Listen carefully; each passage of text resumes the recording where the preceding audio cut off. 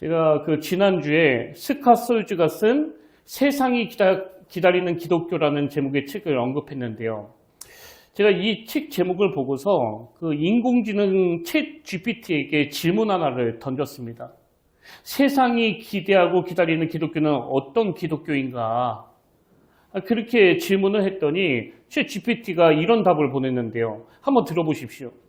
세상이 기대하고 기다리는 기독교는 단순히 교세가 크거나 영향력이 강한 기독교가 아니라 예수 그리스도의 참된 정신을 회복하고 실천하는 기독교일 것입니다.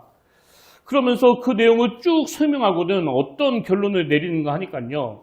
결국 세상이 기대하는 것은 예수를 닮는 교회입니다. 이게 저에게 참 인상적이었습니다. 결국 세상이 기대하는 것은 예수를 닮은 교회입니다. 그리고는 저에게 또 조언도 하고 충고도 했는데요. 이런 조언을 하더라고요. 지금 우리의 교회가 세상이 기다리는 기독교인지 아니면 세상이 외면하는 기독교인지 돌아봐야 할 때입니다.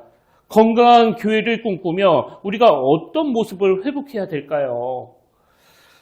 사실 제가 좀 놀랐는데요. 왜냐하니까 제가 이 챗 GPT를 사용한 지 얼마 되지도 않았고 그리고 자주 쓰지도 않았는데 얘는 벌써 제가 목사인 걸 알고 있더라고요. 어느 날 갑자기 목사님 이러면서 답이 와가지고 제가 깜짝 놀랐거든요. 그리고 제가 목사인 걸 감지할 뿐만 아니라 또 이 시대 목사에게 하는 조언이 막 너무나 정확하잖아요. 지금 우리의 교회가 세상이 기다리는 기독교인지 아니면 세상이 외면하는 기독교인지 돌아봐야 할 때입니다. 이게 제가 앞에서 소개해드린 세상이 기다리는 기독교 이 책 제목 그대로 아닙니까? 제가 이 책 목차에 보니까요. 세상은 본래의 기독교를 원한다는 거예요. 그 오리지널 기독교, 성령님이 역사하시고 예수 그리스도 그 이름의 능력이 나타나고 그리고 사도행전 2장에 나와 있는 그런 기독교를 세상이 원한다. 그리고 이런 큰 제목 아래에 소주제가 이랬습니다. 예수 안에 거하는 것, 이것이 출발점이다. 또 인생의 진짜 보물인 예수를 붙들라. 이런 소제목들이 그 인공지능 챗 GPT가 답했던 결국 세상이 기대하는 것은 예수를 닮은 교회입니다. 이거와 같은 맥락 아니겠습니까? 그럼 인공지능이 말하기를 세상은 예수를 닮는 교회를 원한다는데 오늘 우리의 현실은 어떤가? 지난주에 제가 마하트마 간디간말을 소개해드렸잖아요. 그리스도는 좋지만 크리스천들은 싫다. 크리스천들은 그리스도를 너무나 안 닮았다. 이게 바로 오늘 우리의 현실이란 말이죠. 그래서 제가 목사로서 챗 GPT의 답들을 보면서 참 많은 생각을 하게 되더라고요. 그런 맥락에서 우리가 지난주에 살펴본 것처럼 오늘 본문 바로 앞에서 예수님께서는 바리새인들과 서기관들의 잘못된 신앙 행태를 이렇게 꾸짖으십니다. 마태복음 7장 8절 9절이요. 너희가 하나님의 계명은 버리고 사람의 전통을 지키느니라. 또 이르시되 너희가 너희 전통을 지키려고 하나님의 계명을 잘 저버리는도다. 그리고 13절이요. 너희가 전한 전통으로 하나님의 말씀을 폐하며 또 이 같은 일을 많이 행하느니라 하시고 이렇게 예수님께서는 바리새인들과 서기관들의 문제를 지적하시고 그리고는 그 광경을 지켜보고 있던 수많은 군중들을 향해서도 또 말씀을 주시는데요. 그게 오늘 본문 마가복음 7장 14절입니다. 무리를 다시 불러 이르시되 너희는 다 내 말을 듣고 깨달으라. 여러분 사람은요 누구나 실수할 수 있고 누구나 잘못 판단할 수 있고 누구나 엉뚱한 길로 갈 수 있습니다. 이런 점에서 본다면 지금 바리새인들과 서기관들의 문제는요. 신앙이 뭔가 이상한 쪽으로 흘러간 게 문제라기보다는 그들은 자기들의 잘못된 모습을 지적해 주시는 예수님의 말씀에 영향을 받지 않는 거예요. 예수님의 말씀에 귀를 기울이지 않는 거거든요. 그 마가복음 초반에 있었던 일인데요. 자, 마가복음 3장 1절과 2절을 보십시오. 예수께서 다시 회당에 들어가시니 한쪽 손 마른 사람이 거기 있는지라 사람들이 예수를 고발하려 하여 안식일에 그 사람을 고치시는가 주시하고 있거늘.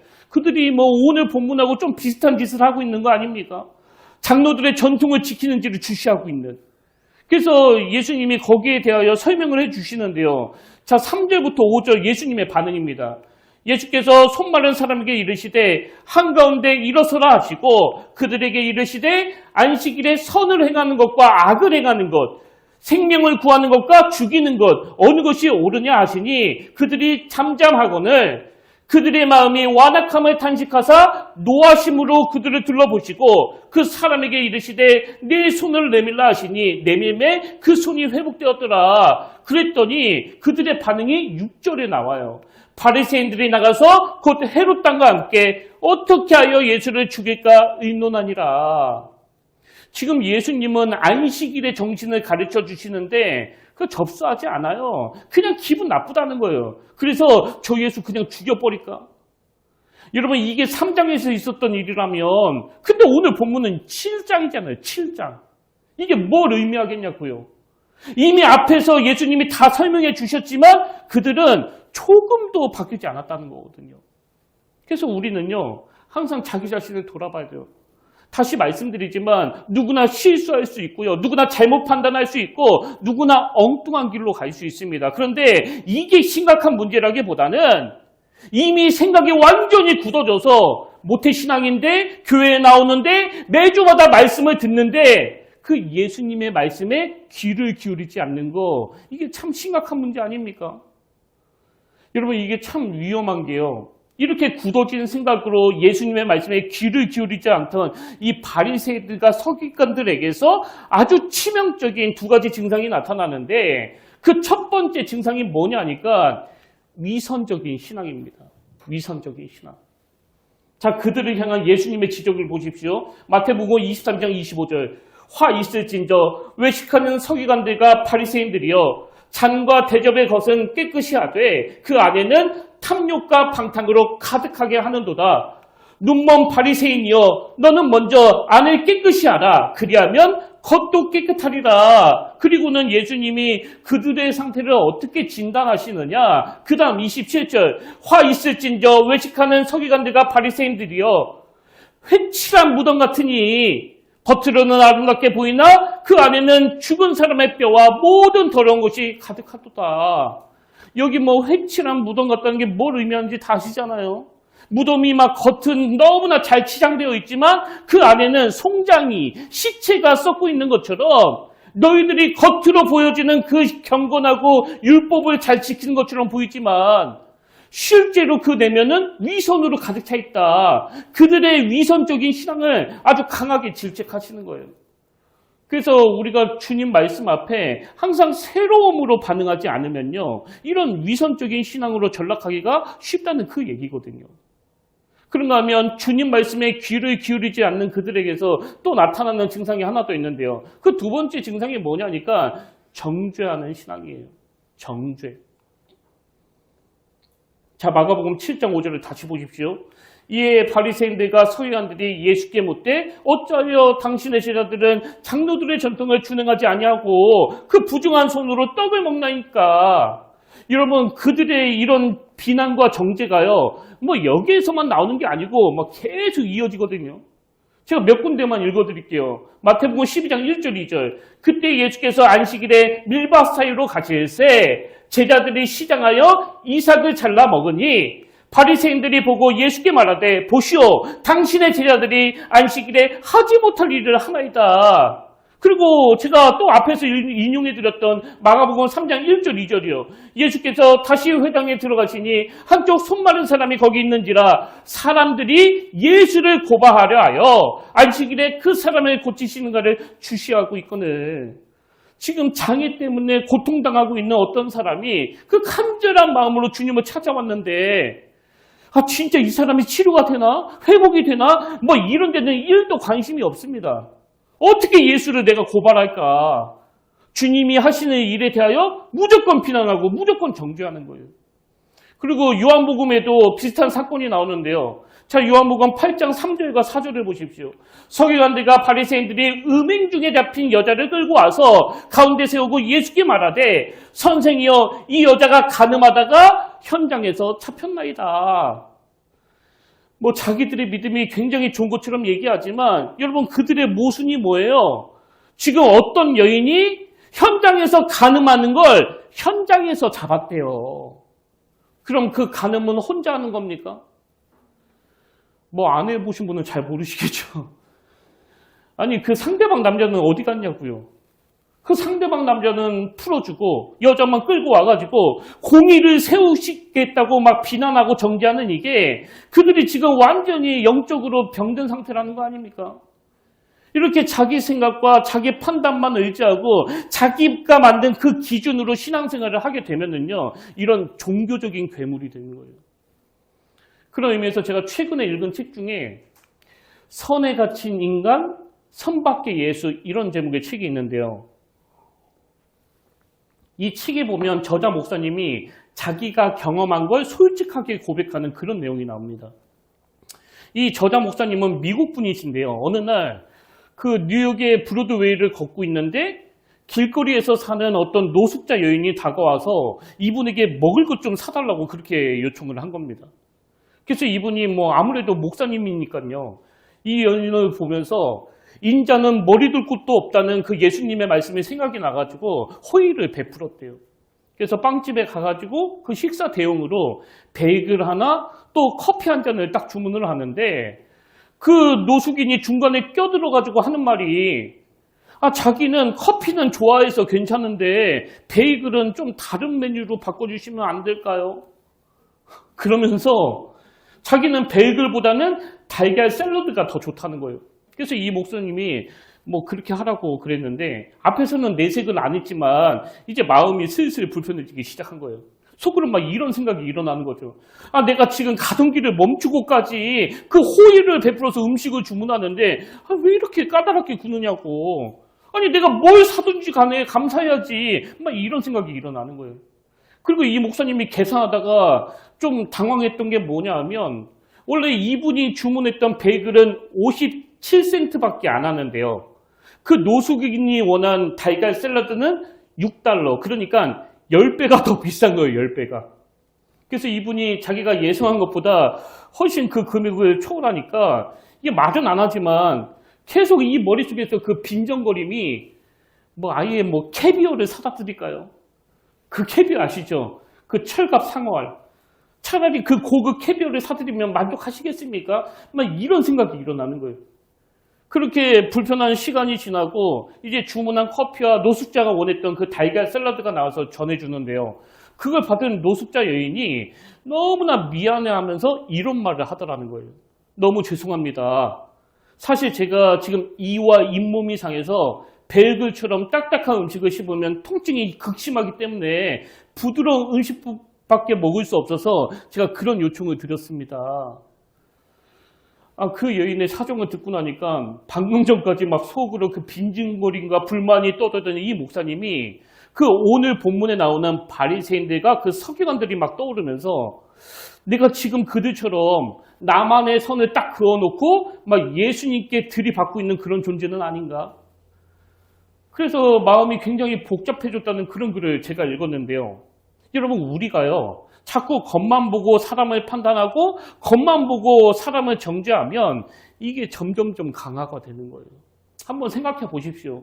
그 노숙자 여인이 이 목사님에게 베이글 대신에 계란 샐러드로 바꿔달라고 그랬을 때 만약에 자기 아내가 그런 부탁을 했다면 그렇게 화가 났을까요? 당연히 해줄 수 있는 거 아닙니까? 그럼 왜 이 노숙자에게 화가 났느냐? 선을 딱 그어버렸거든요. 어떤 선이요? 나는 호의를 베푸는 사람이고 이 사람은 내가 시키는 대로 먹어야 되는 사람이라고. 그래서 이 사람은 메뉴를 가지고 막 자꾸 쓸데없는 소리를 하면 안 되는 사람이라고 미리 그 선을 그어버린 거거든요. 여러분 이게 바로 인간이에요, 이게. 그래서 그 책 제목이 선에 갇힌 인간, 선밖의 예수. 그 선을 뛰어넘게 하시는 분이 바로 예수 그리스도이시기 때문에 아까 그 예수님의 말씀 다시 읽어드릴게요. 마가복음 7장 14절. 무리를 다시 불러 이르시되 너희는 다 내 말을 듣고 깨달으라.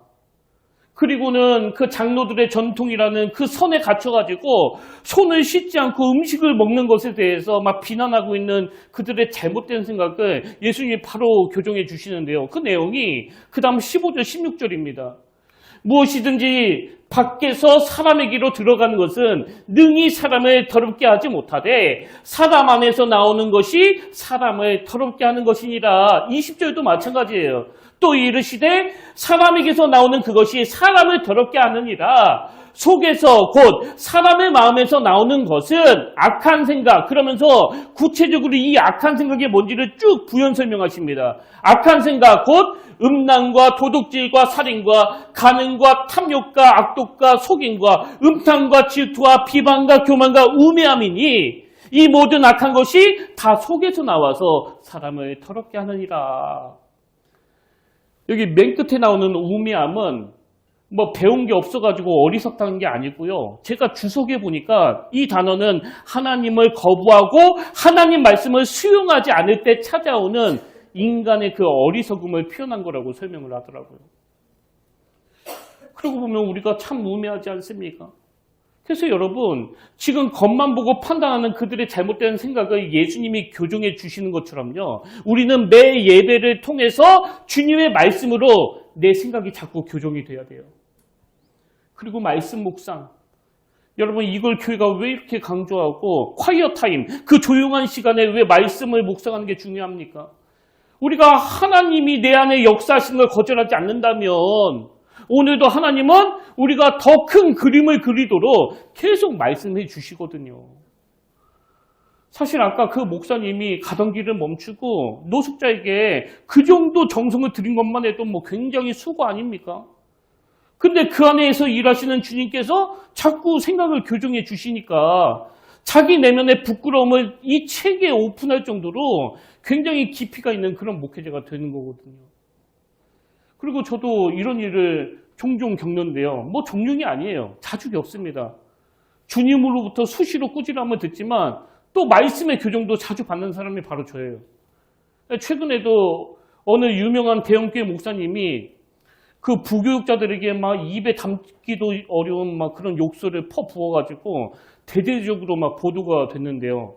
사실 이런 일들이 한 번씩 터지면 뭐 모든 설교자들이 이것 때문에 다 힘들어요.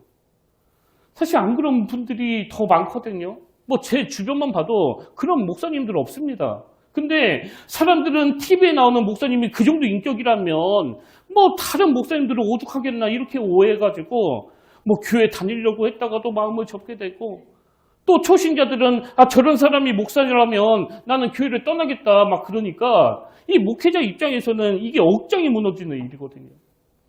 그리고 저 역시도 그 뉴스를 보면서 아니 지금 한 사람 전도하기도 이렇게 힘이 드는데 왜 자꾸 이런 일이 터지느냐고 이런 불편한 마음이 있었단 말이죠.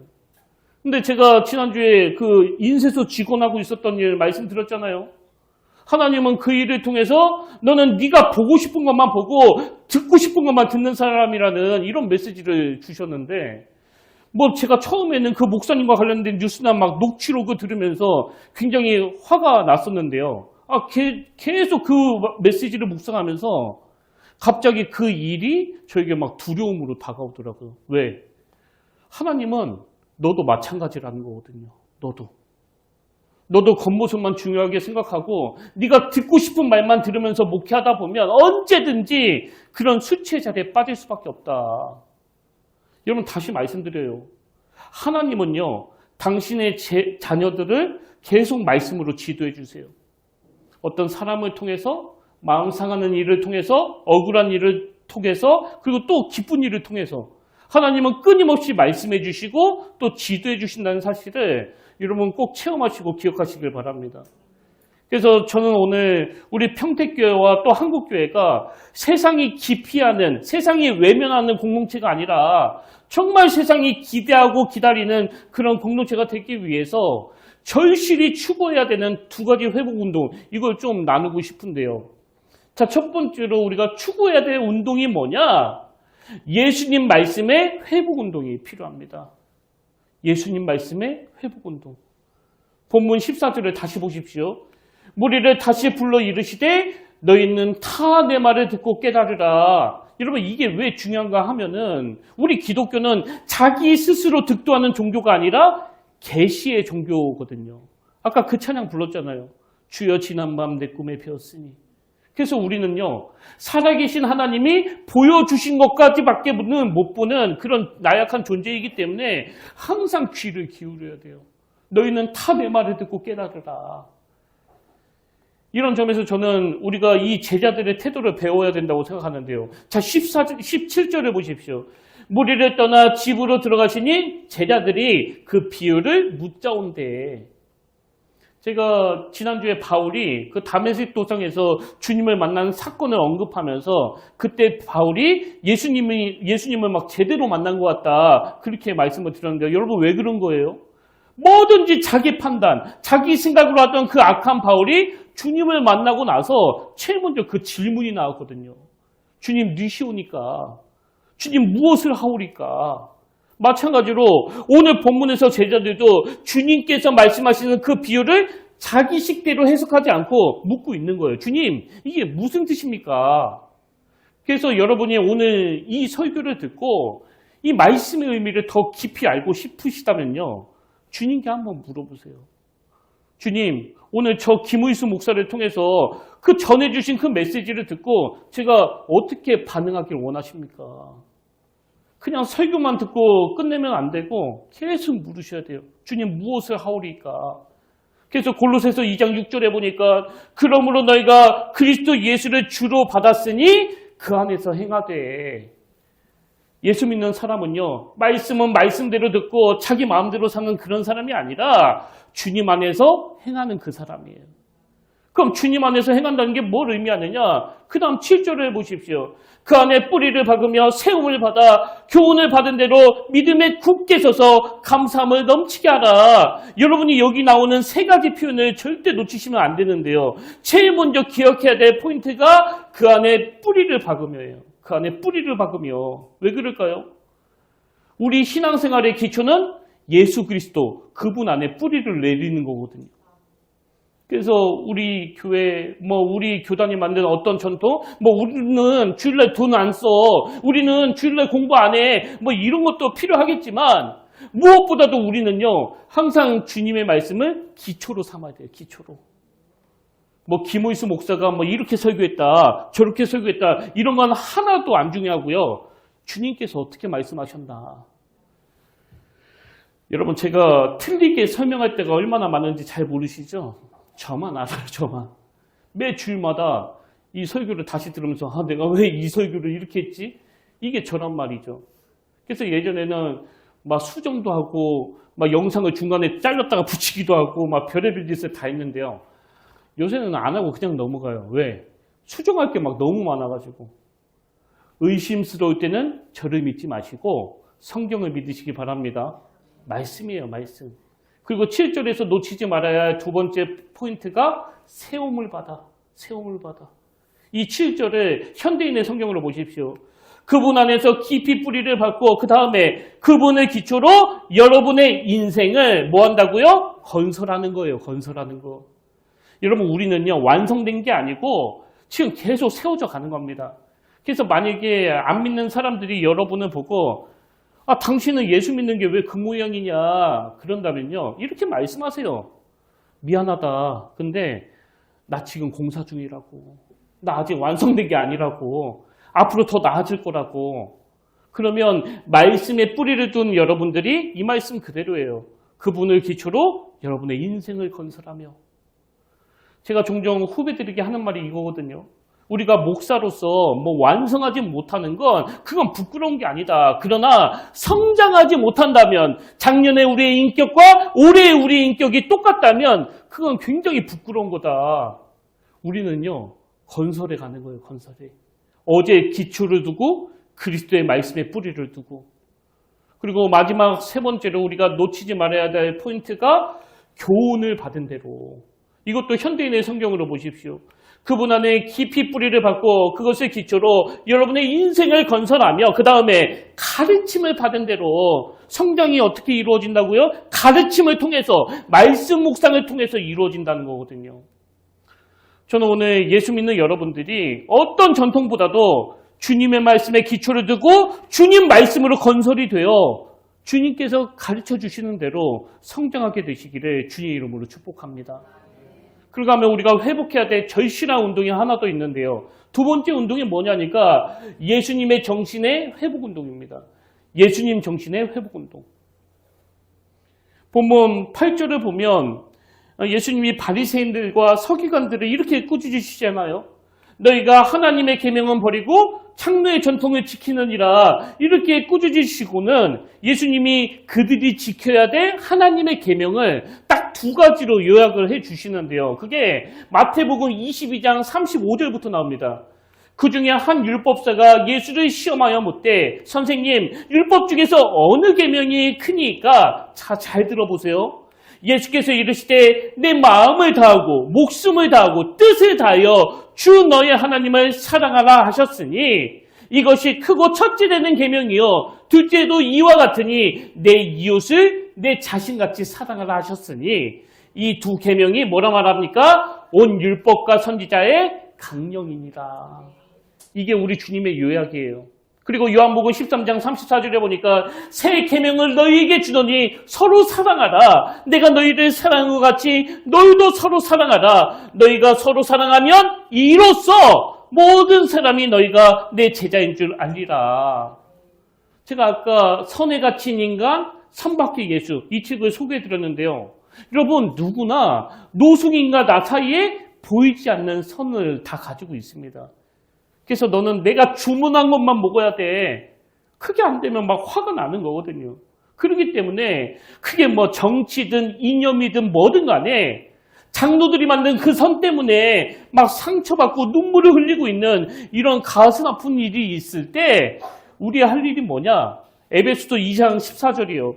그는 우리의 화평이신지라 둘로 하나를 만드사 원수된 것 곧 중간에 막힌 담을 자기 육체로 하시고 그 막힌 담을 허무시는 그 선을 지으시고 상처를 치유해 주시는 주님의 십자가를 의지하는 거예요. 제가 얼마 전에 그 이혼 숙녀 캠프라는 프로를 잘 본다고 그랬더니요. 어느 목사님이 제 설교를 듣고 나서 뭐 그런 말씀을 하시더라고요. 성도님한테 그런 얘기를 하면 목사가 하루 종일 TV만 본다고 생각할 것 같아. 그래서 오늘 다시 말씀드리는데요. 요즘은 잘 보지 않고 가끔씩 봅니다. 가끔씩. 됐죠? 제가 그 상담가들의 상담을 들으면서 굉장히 많이 배우거든요. 최근에도 그 재방송을 보는데요. 그 전문 상담가가 어릴 때부터 막 너무나 아픔이 많고 또 상처가 많고 그리고 또 지금은 가정을 위해 엄청 헌신하는 어떤 아내분을 상담해 주시면서 제가 깜짝 놀랐습니다. 이런 표현을 쓰더라고요. 당신은 상처 입은 치유자다. 사실 이게 기독교 용어거든요.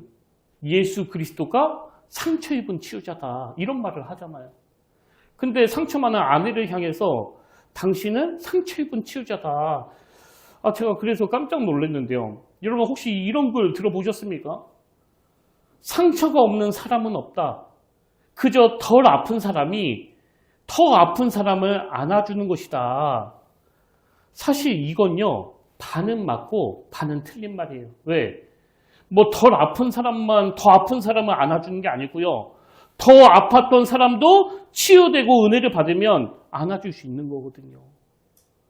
그런 면에서 오늘 누가 이 상처 입은 치유자가 될 수 있을까요? 예수 그리스도께서 그 끔찍한 십자가에서 보여주신 사랑으로 상처 가득한 그 내면이 치유된 사람이에요. 솔직히 말해서 이 세상에 상처 없는 사람이 어디 있겠냐고요. 저도 수시로 그 상처를 받는단 말이죠. 그래서 매일 아침마다 하나님 앞에 제 아픔을 가지고 제 상처를 가지고 뭐 목사고 뭐고 없습니다. 어떨 때는 어린애처럼 막 투정하기도 하고요. 또 어떨 때 보면 제가 막 과장해가지고 맨날 나만 억울하다고 맨날 나만 모함당하는 것 같다고 그러는데 그때마다 하나님께서는 항상 저를 치유해 주세요. 꾸지람으로 또 참 눈물이 날 정도로 어루만져 주시는 것으로. 여러분 그 전문 상담가가 어릴 때부터 말로 다 할 수 없는 그런 상처를 받았고 그리고 지금 남편과의 갈등 속에서 견뎌내고 있는 이 아내를 향해서 당신은 상처 입은 치유자라고 했다면요. 이제는 주님의 십자가로 치유된 우리가 그 역할을 감당해야 돼요. 하나님, 주님이 제 상처를 치유해 주셨던 것처럼 제가 주님의 십자가를 의지하여 상처 입은 치유자가 되기를 원합니다. 제가 오늘 설교 제목을 세상이 기다리는 기독교라고 정했는데요. 아까 인공지능 챗 GPT가 답을 줬잖아요. 세상이 기대하고 기다리는 교회는 예수님을 닮은 교회라는 거거든요. 저는 우리 평택교회 예수님의 말씀이 회복되는 운동, 예수님의 정신이 회복되는 운동이 일어나서 상처 많은 이 시대에 저와 여러분이 주님의 십자가로 그 상처를 치유해주는, 그 상처를 어루만져주는 그런 상처 입은 치유자 역할을 잘 감당하게 되시기를 주님 이름으로 축원합니다. 그래서 저는 오늘 결단 찬양으로 나의 사랑 너는 어여쁘고 참 귀하다, 이 찬양 함께 불러보면 좋겠는데요. 우리 가사를 묵상하시면서 여러분 이 찬양 부르실 동안에 이 아가서 말씀이 실제로 주님이 여러분에게 주시는 그런 메시지가 되기를 원합니다. 우리 가사를 묵상하시면서 함께 찬양하시겠습니다. 나의 사랑, 나의 사랑 너는 어여쁘고 참 귀하다. 너는 보석보다 귀하다. 내가 사랑스럽지 않은데 너를 온전히 사랑해 너와 함께하려 내가 왔노라. 주의 사랑, 주의 사랑, 이 사랑은 결코 변치 않아. 너는 계절 굴보시네 푸른 마르고 꽃은 시네 주의 말씀은 신시네 실수 다 없으신 주만 봐. 주님의 나라와 주님의 나라와 뜻이 나의 삶 속에 임하시고 주님 알기를 주만 보기를 소망해.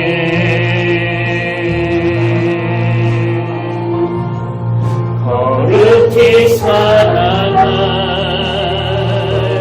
힘과 두려움없는 믿음 주신 나의 하나님 완전한 사랑 찬양해. 찬양하리 찬양하리 만군의 주 영원히 함께 하시네. 존귀하신 사랑의 왕 영원히 통치하신 찬양하리 찬양하리 만군의 주 영원히 함께 하시네. 존귀하신 사랑의 왕 영원히 통치하시네. 주님의 나라와 주님의 나라와 뜻이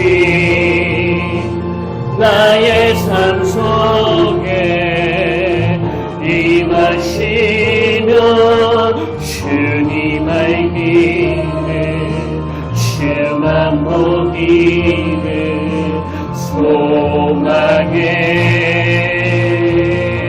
거룩히 살아가 거룩히 살아간 힘과 두려움없는 믿음 주신 나의 하나님 완전한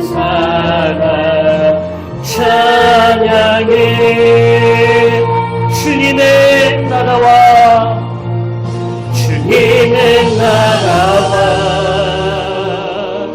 뜻이 나의 삶 속에 임하시며 주님 알기를 주만 보기를 소망해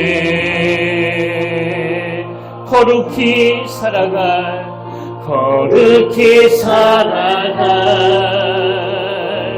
힘과 두려움없는 믿음 주신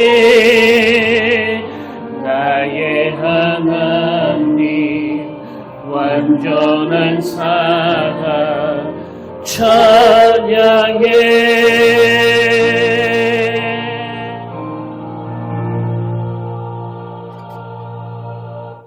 살아계신 하나님 아버지, 오늘 이 자리에 오기까지 이런 상처를 안고 저런 아픔을 안고 사람의 어떤 위로로도 해결되지 않는 상함을 품은 채 주님 앞에 나온 자녀들이 있습니다.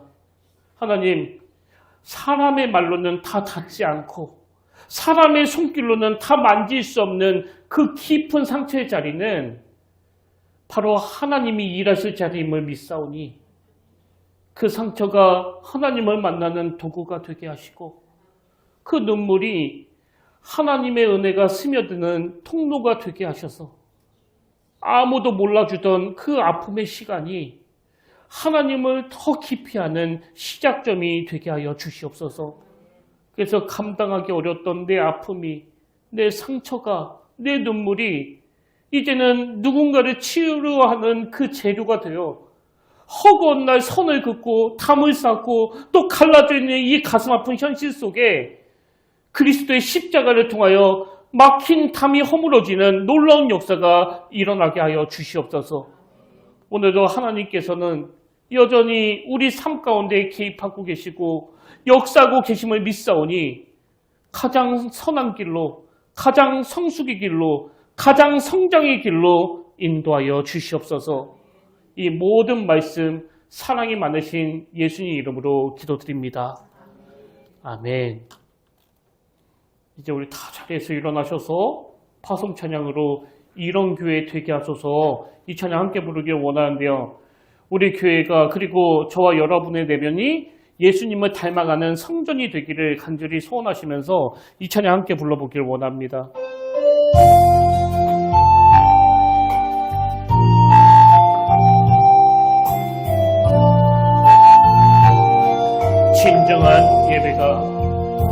진정한 예배가 숨쉬는 교회 주님이 주인 되시는 교회 믿음의 기도가 쌓이는 교회 최고의 찬양을 드리는 교회 말씀이 살아 움직이는 교회 성도의 사랑이 넘치는 교회 섬김과 헌신이 기쁨이 되어 열매 맺는 아름다운 교회 주님의 마음 닮아서 이웃을 사랑하는 교회 주님의 영광을 위해서 빛 되신 주님 전하는 교회 사랑의 불꽃이 활짝 피어나 날마다 사랑에 빠지는 교회 주께서 사랑하는 우리 교회가 이런 교회들 우리 다시 한번 고백합니다. 진정한 예배가 숨쉬는 교회 주님이 주님 되시는 교회 믿음의 길 쌓이는 교회 최고의 찬양을 드리는 교회 말씀이 살아 움직이는 교회 성도의 사랑이 넘치는 교회 섬김과 헌신이 기쁨이 되어 열매 맺는 아름다운 교 주님의 마음 닮아서 주님의 마음 닮아서 이웃을 사랑하는 교회 주님의 영광을 위해서 빛 대신 주님 전하는 교회 사랑의 불꽃이 활짝 피어나 날마다 사랑에 빠지는 교회 주께서 사랑하는 우리 교회가 이런 교회 되게 주님의 마음 닮아서 주님의 마음 닮아서 이웃을 사랑하는 교회 주님의 영광을 위해서 빛 대신 주님 전하는 연 사랑의 불꽃이 활짝 피어나 날마다 사랑에 빠지는 교회 주께서 사랑하는 우리 교회가 이런 교회 되게 하소서. 아멘.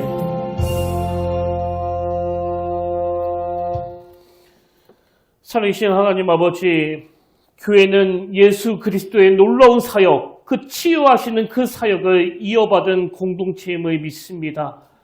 이번 한 주 우리 모두가 십자가로 치유된 자들답게 하나님이 원하시는 그 선한 일을 꿈꾸도록 도와주시고 선 밖에 계시는 하나님과 함께 품고 사랑하고 그들에게 그 나라 복음을 담대히 전파할 수 있도록 능력으로 함께하여 주시옵소서.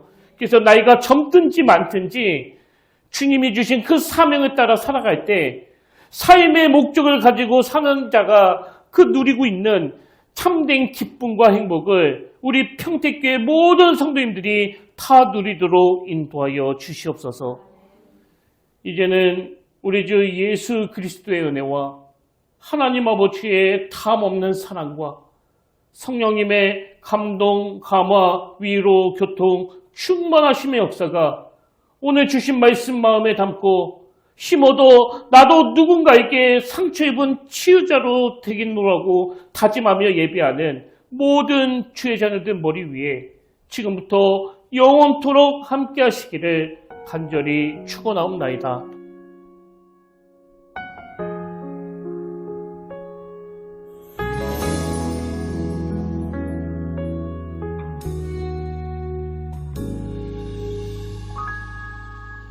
말씀 앞에서 경외함으로 주께 홀로 섭니다. 생명의 말씀 읽고 순종해 주를 예배합니다. 기록된 말씀 있어서 진리로 우리 거룩해 하며 거룩한 말씀 세세 영원히 복음이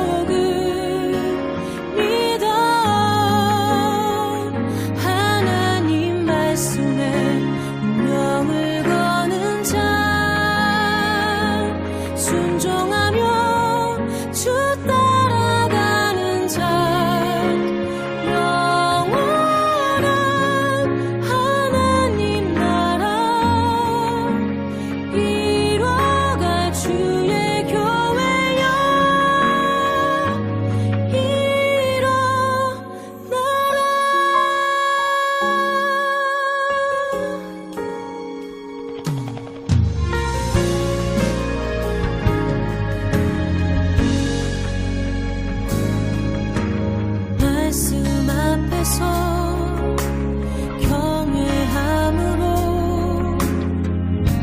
주께 홀로 섭니다.